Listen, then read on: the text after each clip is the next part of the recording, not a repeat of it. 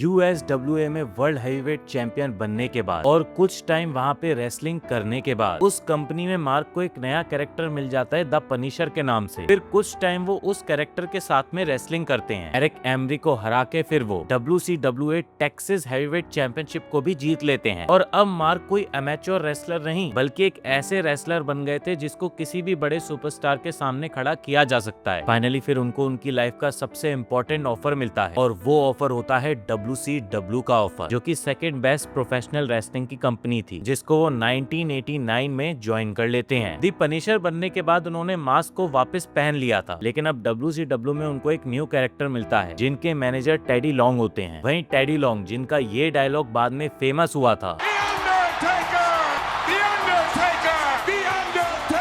फिर मार्क को एक टैग टीम में रखा जाता है जिसमें उनके टैग टीम पार्टनर होते हैं डैन स्पीवी और उनकी टीम का नाम होता है WCW में द स्काई स्क्रैपर। उस टाइम पे एक बड़ी टैग टीम थी रोड वॉरियर्स नाम से और उनके सामने मार्क और डैन की टीम को हमेशा हरवाया जाता था और मार्क और डैन से बोला जाता था कि हम लोग तुम्हें एक स्ट्रॉन्ग हील टीम बना रहे हैं। लेकिन डैन स्पीवी को ये चीज अच्छी नहीं लगती थी। डैन बोलते थे कि अगर तुम्हें हमें एक स्ट्रॉन्ग हील दिखाना है तो या तो हमें मैचेस जितवाओ या फिर कुछ स्ट्रॉन्ग पोजीशन में तो लाओ। साथ ही डैन ये भी नोटिस कर रहे थे कि मार्क नए बंदे थे WCW में, तो रोड वॉरियर्स कहीं ना कहीं उनके ऊपर अपने हाथ साफ करते थे और स्टिफ रहते थे और अपनी सारी भड़ास उनसे रिंग में निकालते थे। मार्क नए थे इसलिए वो ज्यादा कुछ इस बारे में बोलते नहीं थे, लेकिन उनके टैग पार्टनर को सब दिख रहा था। इसी चीज का बदला डैन लेते हैं जब एक जोरदार चेयर शॉट मारते हैं रोड वॉरियर के और उस मैच के बाद WCW को छोड़ के चले जाते हैं। उनके बाकी पर्सनल कुछ रीजंस भी थे कि उनको पुश नहीं मिल रहा था और साथ ही उनकी सैलरी भी बढ़ाई नहीं जा रही थी। साथ ही अपने यंग टीममेट के साथ बुरा होता देख उनको काफी गुस्सा आ रही थी। फिर उस मोमेंट पे डैन के जाने की वजह से मार्क अकेले हो जाते हैं और फिर उनको एक नया मैनेजर दिया जाता है पॉल ई डेंजरसली के नाम से, जो कि और कोई नहीं बल्कि होते हैं हमारे अपने पॉल हेमन।